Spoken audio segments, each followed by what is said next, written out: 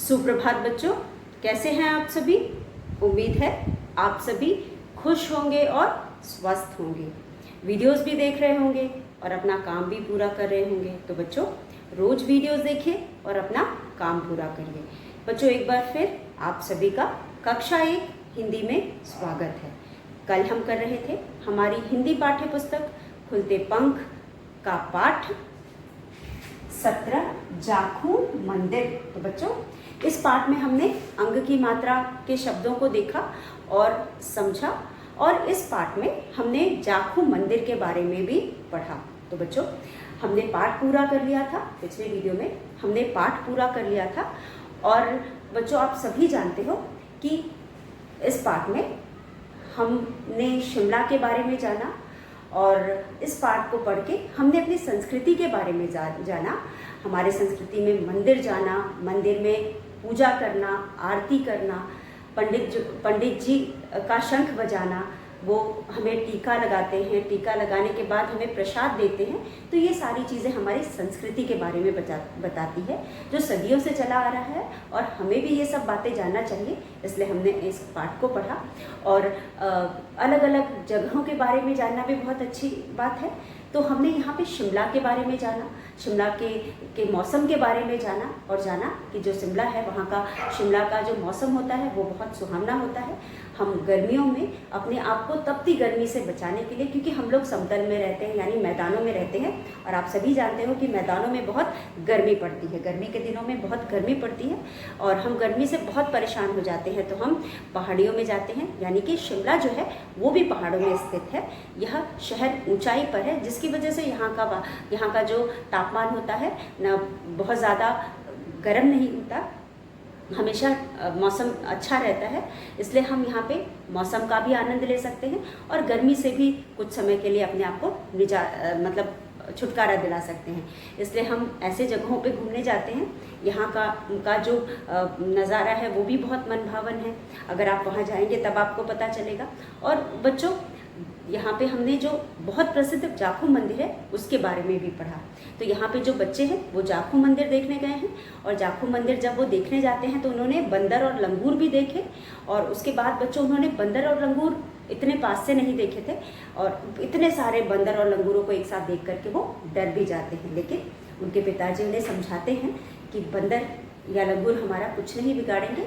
और उसके बाद सभी मंदिर जाते हैं, मंदिर में पूजा पाठ करते हैं, पंडित द्वारा टीका लगवाते हैं, घंटा बजाते हैं, और उसके बाद प्रसाद लेकर बाहर आते हैं तो बंदर जो है उनसे प्रसाद छीन लेता है। तो ये सारी चीज़ें हमने पढ़ी और हमें अच्छा लगा। कहानी बहुत ही अच्छी थी। कहानी के माध्यम से हमने एक नए स्थान के बारे में जाना, और इसीलिए बच्चों हमें कहानियाँ पढ़नी चाहिए, और कहानी के बारे में हमें कुछ ना कुछ सीख भी मिलती है और कुछ ना कुछ शिक्षा मिलती है, बहुत सारी जानकारियाँ मिलती हैं। और इस कहानी से हमें अपने संस्कृति के बारे में पता चला और हमें एक नए स्थान के बारे में पता चला। तो बच्चों पाठ हमने पढ़ लिया, और जैसा कि मैंने आपको पाठ के पहले भी बताया था कि हम इस कहानी में एक मंदिर के बारे में पढ़ रहे हैं। तो मंदिर में करने वाले वो सारे चीज़ें हमने यहाँ पे देखी और जानी, और इससे हमने देखा कि बच्चों मंदिर में हम जो भी चीज़ें हमको देखने को या करने को मिलता है उसमें अधिकतर या लगभग सभी चीज़ों में अंग की मात्रा है। मैंने आपको शुरू में भी बताया था।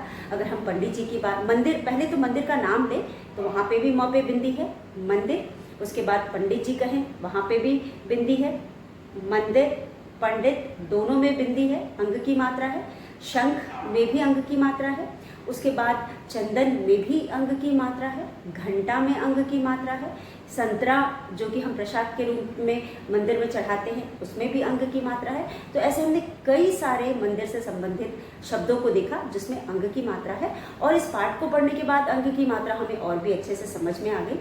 हम आराम से पहचान सकते हैं, उससे शब्द बना सकते हैं, वाक्य भी बना सकते हैं, और उन शब्दों का सही सही उच्चारण भी कर सकते हैं। तो बच्चों मुझे उम्मीद है आपको पाठ समझ में आया होगा।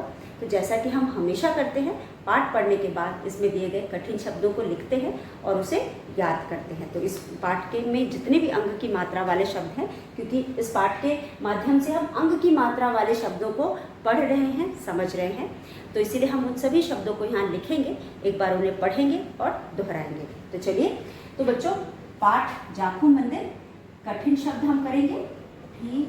न, कठिन शब्द। अब बच्चों इस पाठ में सबसे पहले जो हमने शब्द पढ़ा वो था पहला शब्द अंजलि, ल पे छोटी की मात्रा ली, और दूसरा शब्द था मंथन, म पे बिंदी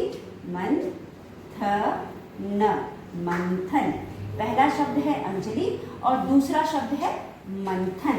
उसके बाद तीसरा शब्द मंदिर, म पे बिंदी द पे छोटी की मात्रा और र, मंदिर। आप देख सकते हैं अ पे बिंदी यानी अंग, जली, अंजलि। म पे बिंदी मंथन, म और अंग, मंथन, म और अंग, मंदिर, मंदिर। उसके बाद हमारे पास है 4 में बच्चों हमारे पास है मंदिर के बाद हमने बंदर पढ़ा, ब पे बिंदी र, बंदर। उसके बाद 5 पे हमने पढ़ा ल पे बिंदी लंग, ग पे बड़े की मात्रा गु, र, लंगूर।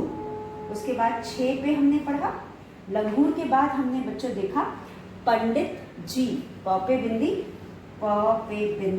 ड पे छोटी की मात्रा डी, त, पंडित, ज पे बड़ी की मात्रा जी।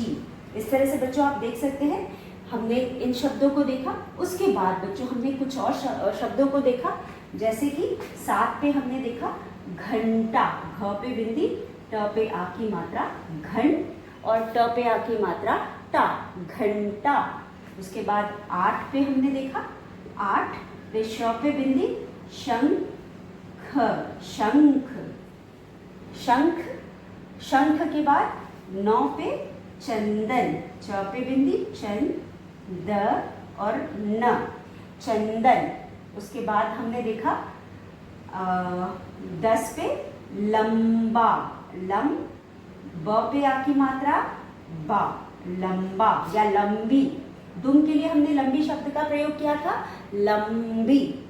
दुम के लिए हमें लंबी, लंबी शब्द का प्रयोग हमने दुम के लिए किया है, तो लंबी। और लंबी के बाद हमारे पास है 11 पर हमारे पास है संतरा, स पे बिंदी सन, त, र पे आ की मात्रा रा, संतरा। तो बच्चों ये कुछ शब्द हैं जो हमने पाठ में पढ़ा, तो इन सभी शब्दों को आप अपनी क्लास पर कॉपी में लिखेंगे। चलिए हम इन्हें समझ लेते हैं। तो बच्चों जैसा कि आप जानते हो इस पाठ में हम अंग की मात्रा पढ़ रहे थे। आप सभी को मालूम है अंग की मात्रा यानी किसी भी वर्ण के ऊपर बिंदी लगा करके हम लगाते हैं। तो बच्चों यहाँ पे किसी भी वर्ण के माथे पर एक बिंदी के रूप में हम अंग की मात्रा को लिखते हैं और उसका उच्चारण जब हम करते हैं तो अंग की ध्वनि सुनाई देती, क्योंकि अंग कोई मात्रा नहीं है, वह एक ध्वनि है। और बच्चों जिस भी शब्द के साथ हम इस के बिंदी को लगाते हैं उसके साथ अंग की ध्वनि हमें सुनाई देती है। जैसे कि आप जानते हो यहाँ पे हमने अंग का प्रयोग किया है, अंजलि हो गया। उसके बाद हमने यहाँ पे अंग के चिन्ह को का प्रयोग किया यानी बिंदी का प्रयोग किया है, तो ये हो गया मंथन, मंथन, म पे बिंदी मंथन। अब बच्चों जब हम अंग की बिंदी के ध्वनि को पहचानना चाहते हैं, आपको पहचानने के लिए उसे जिस भी वर्ण के साथ आप लगा रहे हो उसको अलग से पढ़ेंगे फिर मिलाकर पढ़ेंगे तो आपको ज़्यादा अच्छे से समझ में आएगा और आप कभी भी अंग की मात्रा लगाने या पढ़ने में मुश्किल मतलब गलती नहीं करेंगे।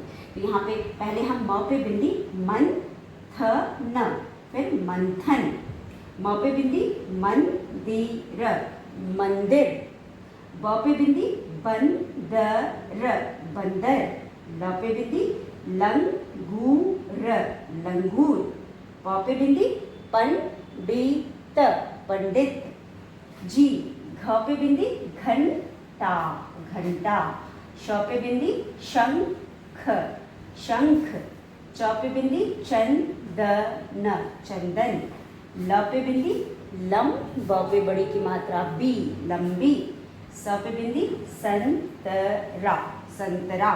इस तरह से बच्चों को हमने यहाँ पे कुछ शब्दों को देखा और जिसमें अंग की मात्रा थी। इन सभी शब्दों को आप अपने क्लास पर कॉपी में लिखेंगे और याद करेंगे। तो चलिए हम एक बार फिर देखते हैं।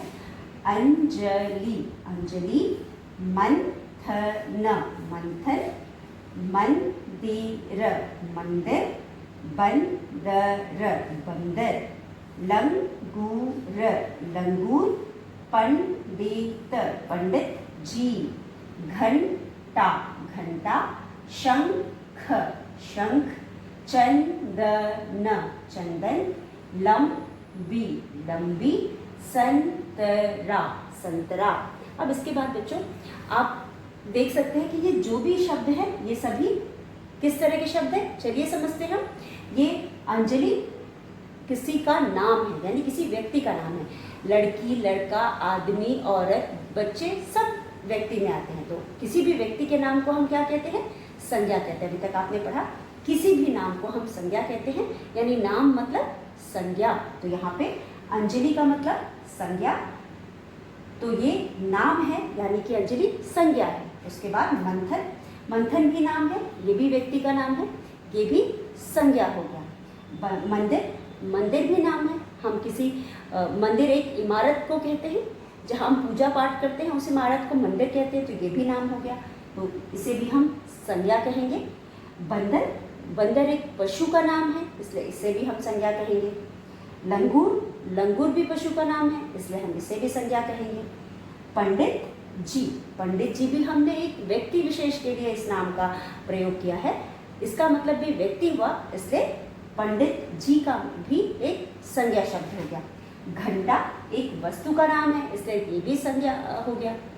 शंख, शंख भी एक वस्तु का नाम है, इसे भी हम संज्ञा कह सकते हैं। चंदन, चंदन भी एक व्यक्ति का नाम है, सॉरी चंदन एक वस्तु का नाम है, यानी चंदन को भी हम संज्ञा कहेंगे। और लंबी, यहाँ पे संज्ञा नहीं है। लंबी यानी कि हम दुम को लंबा कह रहे हैं, दुम के लिए हम लंबे शब्द का प्रयोग किया है गया है यहाँ पे। तो दुम का मतलब हम दुम एक क्या है, दुम एक संज्ञा शब्द है, हम शरीर के अंग को दुम कहते हैं, उस शरीर के अंग यानी संज्ञा शब्द के लिए हमने लंबी शब्द का प्रयोग किया है। तो ये लंबी शब्द क्या हो गया, ये विशेषण हो गया। जैसे कि आपने इंग्लिश में पढ़ा है डिस्क्राइबिंग वर्ड्स, डिस्क्राइबिंग वर्ड्स पढ़ा है, the words which describe about संज्ञा which describe noun words, any word which describes noun word, वो शब्द जो संज्ञा शब्द को विस्तार से बताता है या संज्ञा शब्द की अच्छाई या बुराई बताता है, उसे हम विशेषण कहते हैं। तो यहाँ पे लंबी दुम के बारे में बताया जा रहा है कि दुम जो है वो लंबी है, तो दुम हो गया विशेषण, इसलिए यह संज्ञा नहीं है, यह संज्ञा नहीं है, ये विशेषण है। विशेषण, ये विशेषण है, ये संज्ञा नहीं है। बाकी सारे शब्द संज्ञा है। और संतरा, स पे बिंदी तरा, संतरा क्या हो गया बच्चों, संतरा एक फल का नाम है, इसलिए ये भी संज्ञा हो गया। तो आज हमने शब्दों को पढ़ा और ये सब भी कठिन शब्द हैं जिनको आप याद करेंगे और अपनी क्लास वर्क कॉपी में लिखेंगे। लेकिन मैंने बता दिया कि ये शब्द किस तरह के शब्द हैं, वो भी मैंने आपको बता दिया। तो यहाँ पे आपने कठिन शब्दों को भी पढ़ा और उसके बाद ये जो शब्द यहाँ दिए गए हैं उनको भी जाना कि वो किस प्रकार के शब्द हैं। तो ये सभी किसी न किसी चीज़ के नाम हैं, इसलिए इन सभी शब्दों को हम संज्ञा कहेंगे। उसके अलावा एक शब्द है लंबी, जो दुम की विशेषता बता रहा है, वो दुम के बारे में बता रहा है कि दुम कैसी है, इसलिए इस शब्द को हम विशेषण कहेंगे। तो वो दुम की विशेषता बता रहा है कि दुम, यहाँ पे जो लंगूर की दुम है वो लंबी है और इसलिए हम इसे विशेषण कहेंगे। तो यहाँ पे जितने भी शब्द दिए गए इसे आप अपनी क्लास वर्क कॉपी में लिखेंगे और याद करेंगे। तो चलिए मेरे साथ एक बार फिर पढ़ लीजिए। अंजलि, अंजलि, मंथन, मंथन, मंदिर, मंदिर, बंदर, बंदर, लंगूर, लंगूर, पंडित जी, पंडित जी, घंटा, घंटा, शंख, शंख, चंदन, चंदन, लंबी, लंबी, संतरा, संतरा। तो बच्चों लंबी को छोड़कर बाकी सभी शब्द संज्ञा शब्द हैं। यहाँ पे सभी शब्द संज्ञा शब्द हैं, ये किसी न किसी वस्तु, पशु या व्यक्ति के नाम हैं। सिर्फ लंबी शब्द विशेषण है, जो कि दुम के बारे में बता रहा है। तो इस तरह से बच्चों हमने यहाँ पे पाठ को पढ़ा, समझा, कठिन शब्द को भी जाना। आप इन सभी कठिन शब्दों को अपने क्लास वर्क कॉपी में लिख लीजिए, थोड़ा समय ले लीजिए और लिख लीजिए। और आगे के अभ्यास के साथ हम एक बार फिर मिलेंगे। तब तक बच्चों जो भी आज हमने पढ़ा आप उसे पढ़ लीजिएगा, लिख लीजिएगा और लिख करके उसका अभ्यास कर लीजिएगा। तो बच्चों आज के लिए बस इतना, कल एक बार फिर मिलेंगे। तब तक के लिए धन्यवाद। आप सभी का दिन मंगलमय है।